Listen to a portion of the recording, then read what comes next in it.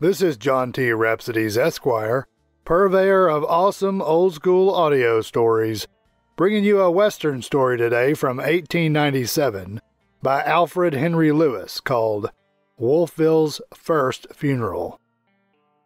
Lewis walked the earth from 1855 to 1914, growing up in Ohio. He was a lawyer and newspaperman, as well as an author of novels and short stories. His most popular writings were his Western Wolfville stories, set in a fictional mining camp in the Arizona Territory before the latter became a state. Today's story is Chapter 1 in his 1897 book titled Wolfville. The narration occurs between the author and the old cattleman, both of whom are sitting on the porch of a saloon many years after the events the old cattleman describes.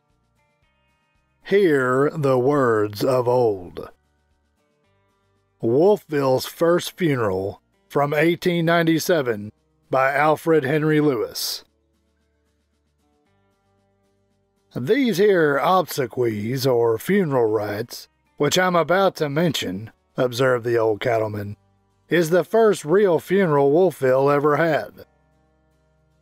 The old fellow had lighted a cob pipe and tilted his chair back in a fashion which proclaimed a plan to be comfortable. He had begun to tolerate, even encourage, my society, although it was clear that as a tenderfoot he regarded me with a species of gentle disdain. I had provoked the subject of funeral ceremonies by a reference to the affair of the Yellow House man the old cattleman had spoken of on a different occasion, and a query as to what would have been the program of the public-spirited hamlet of Wolfville if that invalid had died instead of yielding to the nursing of Jack Moore and that tariff on draw poker which the genius of old man Enright decreed. But that is another story. The issue of funerals in Wolfville came in easy illustration, as answer to my question, for the old cattleman to recall the funeral of a former leading spirit of southwestern society. The name of this worthy was Jack King, and with a brief exposition of his more salient traits, my grizzled raconteur led down to his burial with the remark before quoted. Of course, continued the old cattleman, while there were some like this Yeller House gent who survived, there was others of the boys who was downed one time or another, and went shouting home to heaven by various trails. But until the event I now recalls, the mortal coils of those who had died had been freighted east or west every time.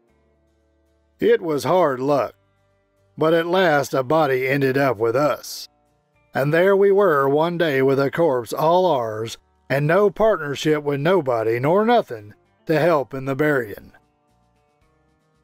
It's the chance of our life, said Doc Peets, and we're gonna play it. There's nothing too rich for our blood, and these funeral rites is going to be spread eagle, you bet. We'll show Red Dog and similar villages they ain't nothing compared with Wolfville. So we began to draw in our belts and get a big ready. Jack King, as I said before, was a corpse, having emerged out of a game of poker as such, which prior thereto Jack had been peevish and was pestering and pervading round for several days.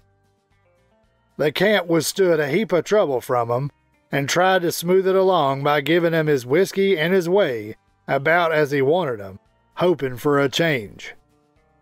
But man is only human, and when Jack started in one night to make a flush beat a tray full for $700, he asked too much and caught a bullet in the face. There weren't no undertakers, so we rounded up the outfit, and knowing he'd take a pride in it and do the slam-up thing, we put in Doc Peets to deal the game and handle the funeral by unanimous vote. As we alls turned into the red light saloon to be refreshed, Doc Peets said, "Gents, in assuming the present pressure, I feels the compliments paid me in the selection. I shall act for the credit of the camp, and I need your help. I desires that these funeral rites be a howling victory. I don't want people coming round next week allowing there ain't been no funeral, and I don't reckon much that they will. We've got the corpse, and if we gets bucked off now, it's our own fault.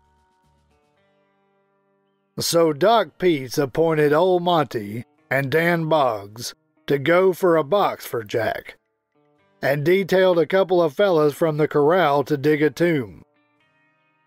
Doc Peets said, I wants that hole at least a mile from camp. In order to make a funeral a success, you needs distance. That's where the deceased gets action. It gives the procession a chance to spread and show up. You can't make no funeral imposing, except when you're plumb liberal on distances. Well, said the old cattleman, it all went smooth right off the reel. We got a box and a grave ready, and Doc Peets stuck up a notice on the stage station door, setting the excitement for third drink time next day. Prompt at the drop of the hat, the camp let go all holds of cards and turned loose in a body to put Jack through right. He was laid out in splendid shape in the New York store, with nothing to complain of, even if he was asked to make the kick himself. He had a new silk necktie, blue shirt and pearl buttons, trousers and boots. Someone, Benson Annie I reckons, had pasted some plaster over the hole on his cheekbone where the bullet got in, and all round Jack looked better than I ever saw him. Doc Peets said, Let the congregation remove its hats, and as many as can will please get something to sit on. Now, my friends, Doc Peets continued, there ain't no need of my putting on any frills or getting in any scroll work. The objects of this here convention is plain and straight. Mr. King, here present, is dead.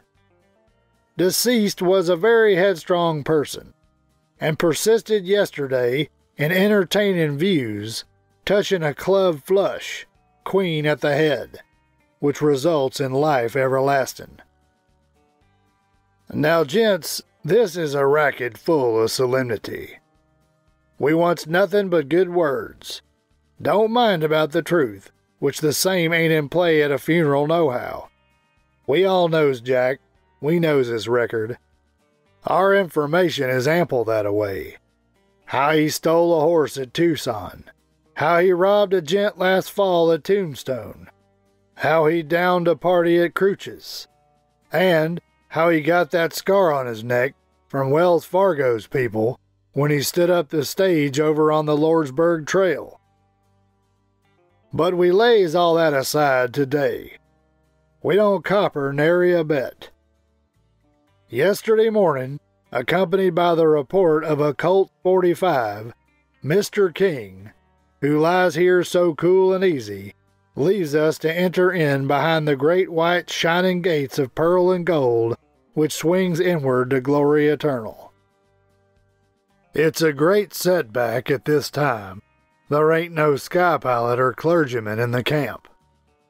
This deficiency in sky pilots is a burden unto us, but we does our best. At a time like this, I hears that singing is a good, safe break, and I therefore calls on that little girl from Flagstaff to give us the song, The Dying Ranger. So the little Flagstaff girl, said the old cattleman, cleared her valves with a drink and gave us the song. And when the entire congregation drew cards on the last verse, it did everybody good. The verse went, Far away from his dear old Texas, we laid him down to rest, with his saddle for a pillow and his gun across his breast. Then Doc Peets got out the scriptures. I'm going to read a chapter out of these here testaments, he said. I ain't making no claim for it, except it's part of the game, and according to Hoyle, referring to the Englishman Edmund Hoyle, who wrote the rules on card games in the 1700s. According to Hoyle became a euphemism for strictly according to the rules. If there was a preacher here, he'd do it, but being there's no such brand on this range, I makes it as a forced play myself. So he read to us, said the old cattleman, a chapter about the tomb and Mary Magdalene and the resurrection, and everybody took it in profoundest prairie dogs, for that was the lead to make, and we knew it. Then Doc Peets allowed he'd like to hear from any gent under the head of good of the order. "Mr. Undertaker and Chairman," said Jim Hamilton, "I yields to an inward impulse to say that this here play weighs on me plumb heavy. As keeper of the dance hall, I sees a heap of the corpse and knows 'em well. Mr. King was my friend, and while his moods were variable and uncertain, and it was clearly worthwhile to wear your gun while he was hovering near, he meant a lot to me. Now, he had his weaknesses, as do we all.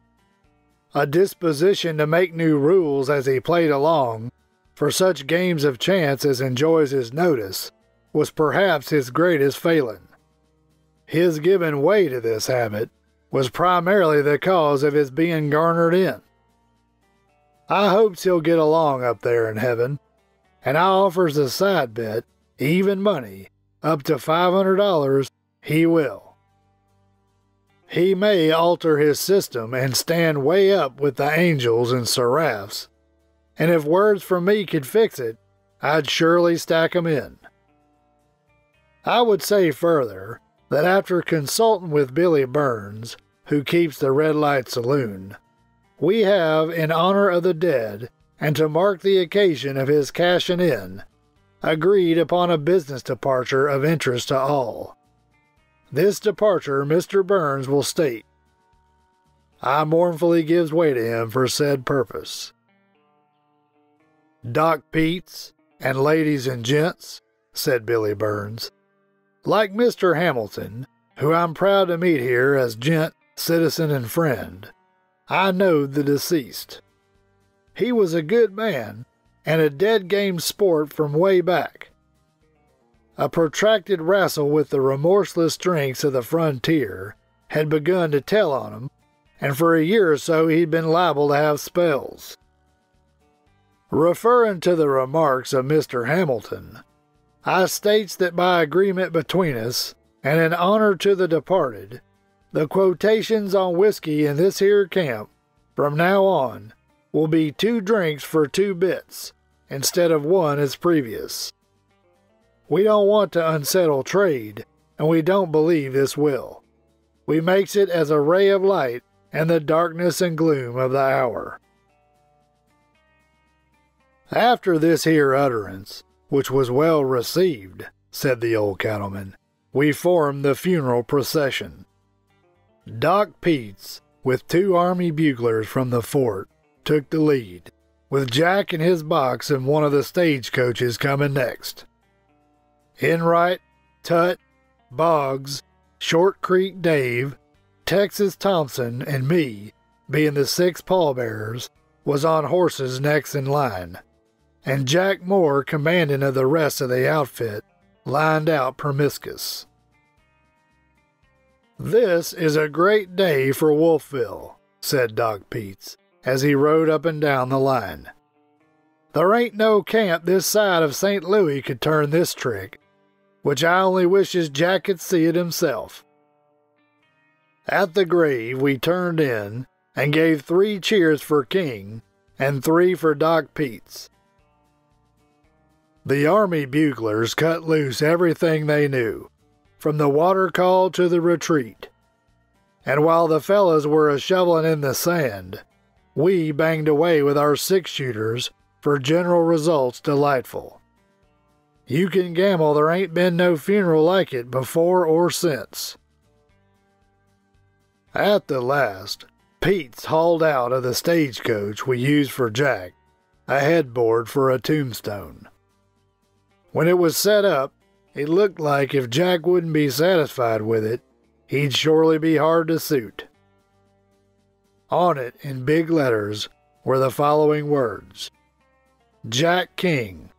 Life ain't in holding a good hand, but in playing a poor hand well. You sees, we had to work in a little sentiment, said Doc Peets. In conclusion, the old cattleman said, then we detailed fellas to stand watch, and watch every night till further orders. No, we weren't afraid Jack would get out none, but the coyotes was sure due to come and dig for 'em, so the fellas had to stand guard. We didn't allow to find specimens of Jack spread round loose after all the trouble we took. And that concludes Alfred Henry Lewis's 1897 story called Wolfville's First Funeral. This is John T. Rhapsodes, Esquire, purveyor of awesome old-school audio stories. Thank you for listening. If you like the music you heard in the introduction and throughout the story, stay tuned to hear more at the end of this video. You can find more stories like this in the channel's playlists. Find them by going to the channel homepage and clicking on the playlist icon.